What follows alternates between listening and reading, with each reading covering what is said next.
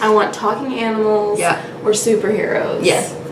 If it's not one of those things, you can fuck right off. Get out of my life. Bye, Felicia.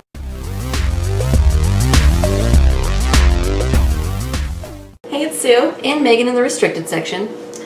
Today we're doing the 90s cartoon book tag. Yes. And we were tagged by Peter Clark, the writer.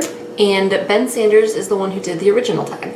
So we'll put both of their videos down below for you to check out. Definitely. And we're drinking this really cool beer camp Across America beer. I found this, I built a 6-pack today at the liquor store. And they had a few of these Across America collaborations. So they had them from like different regions of the US. This one's the Sweet Sunny South table beer. It says that it features corn grits, tea leaves, plenty of fruit, peaches, papaya, guava, and prickly pear. And it's in collaboration with a bunch of different breweries. Is it Sierra Nevada, the main brewery? Yeah.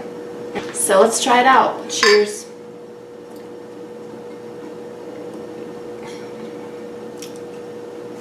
It's interesting.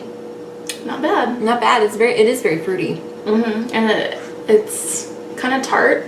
But not bad. Like not much. I like it. It's pretty good. It tastes almost like grassy. It does taste grassy. Yeah. Yeah. But I dig it. Okay. So let's get into the tag now.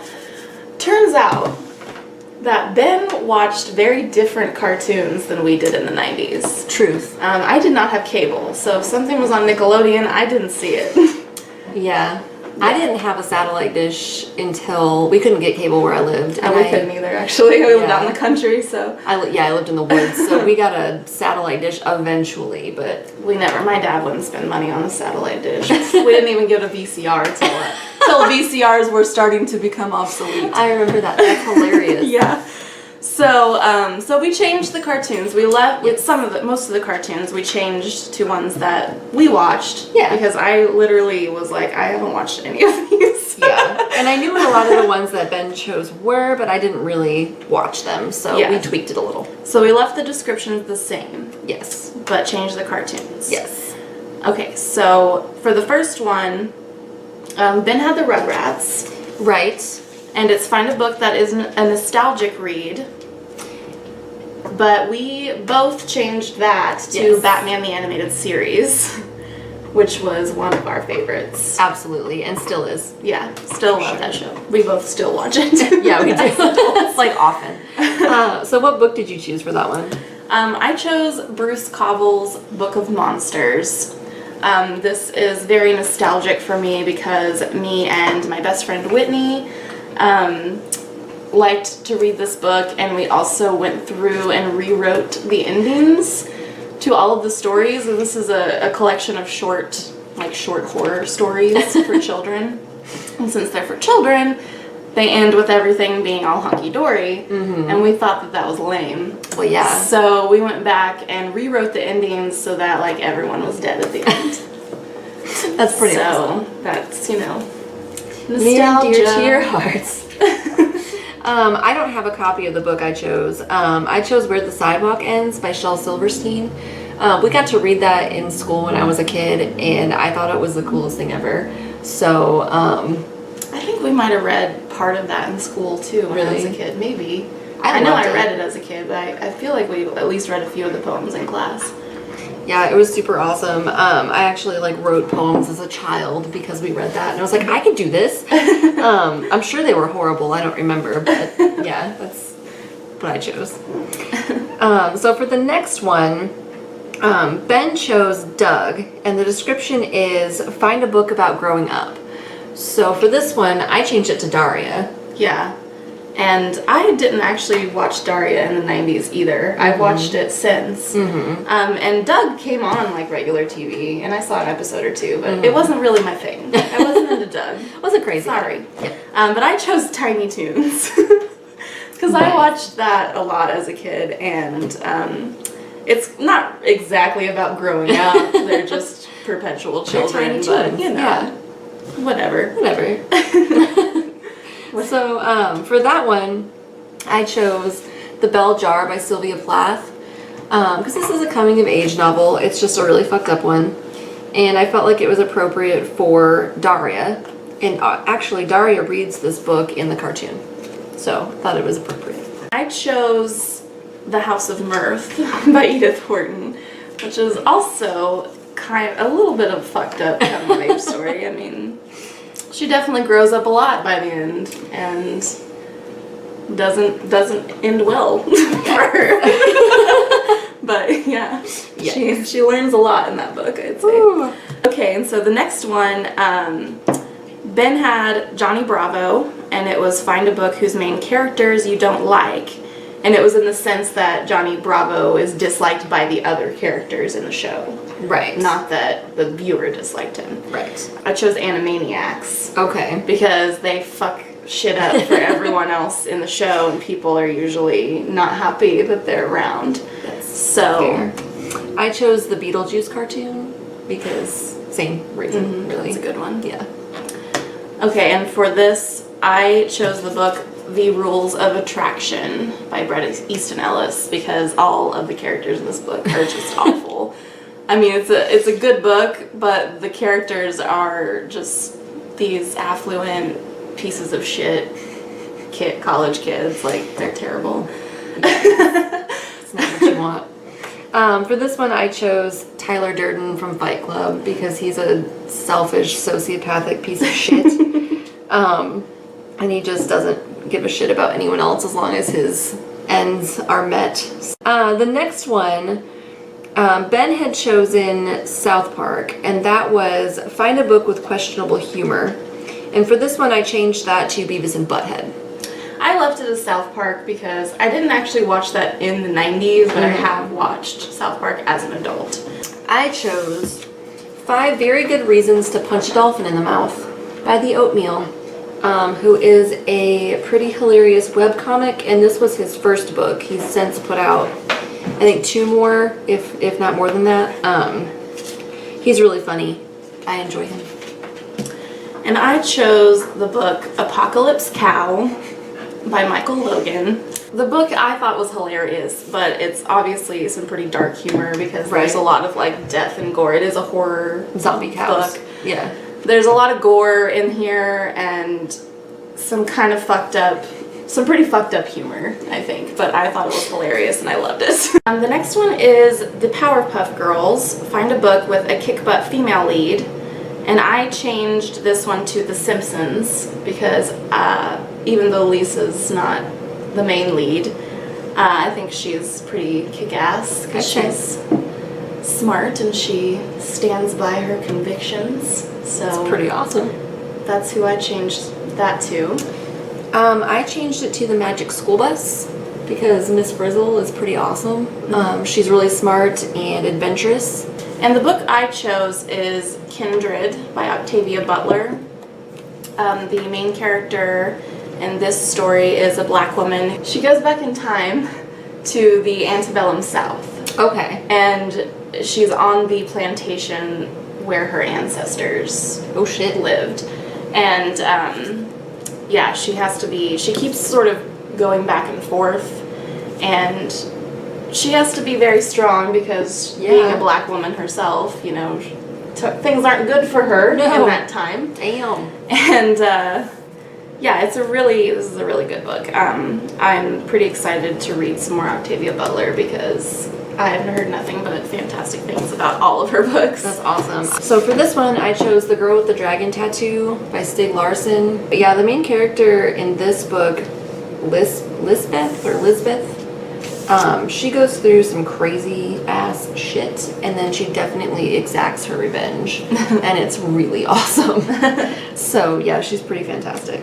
So the next one, Ben had chosen Rocket Power, and the book is What's Your Favorite Sports-Centered Book Scene? I left this one at Rocket Power. My little brother liked that show, so I've seen it. I have no idea what Rocket Power is. I never heard of that. I think they skateboard or something. Yeah, I don't know what that is. I changed mine to Recess. I didn't really watch Recess either, but I couldn't think of anything that I watched that was remotely related to sports. Related. So that's what I changed mine to. I did see a few episodes of Recess when I was a kid. That's fair. But I wasn't into shows like that, like Recess and Doug, where it was just like regular kids doing regular kid shit. I want to watch superheroes or fucked up shit. Exactly. That's what I want. Exactly. Yeah. So for this one, I chose the Quidditch World Cup or International Quidditch Cup from Harry Potter and the Goblet of Fire because I don't know that I've read a book that has a lot of sports in it. So Quidditch. So I chose a chapter in the book A Planet for Rent where they play a game called Voxel, which I honestly couldn't describe the rules of the game, but it's really brutal. It's humans versus aliens. Oh, that's not going to end well. And so the aliens always win. But the character that it follows in this chapter, even though he hates the aliens and wants badly to beat them, as soon as he's offered a chance to be on their team, he's like, yes. Oh. So it's really interesting because it really, because this whole book, I've talked about it before, but the whole book is like it's a allegory for like communist rule in Cuba in particular. And so that's like a real statement there of like, oh yeah, that's like he's calling people out there. Yeah, and it's kind of understandable because they don't really have much of other choice. Right. I mean, what are they gonna do? Like die miserably? Yeah, they have no way to fight back. Right. Really. So it's kind of every man for himself. It was a really cool scene though because the technology is advanced and such that they can, like if they're seriously injured, they can like go on the sidelines for a few minutes and like get fixed and then come back. Jump right back in. Yeah, so cool. So it's really brutal. Like someone literally gets their back broken, I think, in this book. And yeah, it was just a cool game to read about. Pretty nifty. The last one is Futurama. What is your favorite sci-fi book? And I went ahead and left mine Futurama because, again, even though I didn't really watch that show in the 90s, I have watched me some Futurama. So I went ahead and left that. Skipped it. Yeah. I changed mine to Teenage Mutant Ninja Turtles because I felt like we could classify that as sci-fi with, Dimension X and like, radiated turtles and stuff. Right. I did love that show too when I was a kid. But sadly, I almost always slept through it because it came on. I think it didn't come on that early. No, I think it was like 10. It was like 10 o'clock, and even as a child, I couldn't wake up that early. I was up as soon as the sun was up, and I was like, we have to do everything right now. Oh man, that was definitely not me as a kid. I've always been a late night owl and then sleep all day kind of person. That was me until high school, was the wake up and do everything right now, and then in high school I was like, I sleep all the time. It's fine. Teenagers need their rest. Yeah, girl and girl. So they can be angsty and sarcastic. I was very much both of those things. I had a lot of both. This was actually kind of a hard question for me, but the book I ended up choosing was Retro Lives by Lee Grimes. And this is a book that I read a really long time ago, and it's probably not even a good book. I don't know. I'd have to reread it. I read it when I was a teenager, but it kind of holds a special place in my heart because it was the first sci-fi book I ever really remember reading, and it was just such a cool concept to me. It was, I never really read anything like that.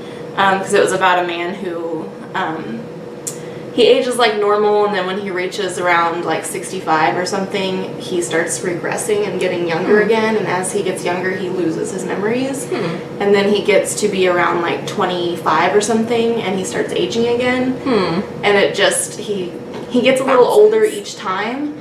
So he does eventually die, but he lives for hundreds of years. And it was just like so cool to me at the time I was reading it. And it was actually kind of like sad in a way too because he had to keep relearning that like his wife was dead and his kids were dead, and it was really hard. It was really kind of tragic and in some ways too, but it was just I just thought it was so cool. Like, it kind of blew my mind when I read it. That, Yeah. like, there was books like this out there. With sci-fi. Yeah, that's like, awesome. Sci-fi is a thing. I like I it. must read it all. For this one, I chose like my recent favorite sci-fi book.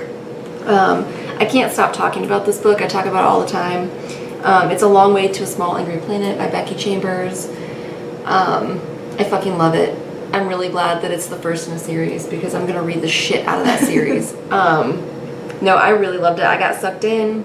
It's just about a crew of this ship who punches wormholes through space. And it's really not super plot driven, it's really character driven. And it's just about the crew and their relationships with each other as they travel through space and do all this stuff. And it was just a really, really diverse selection of characters.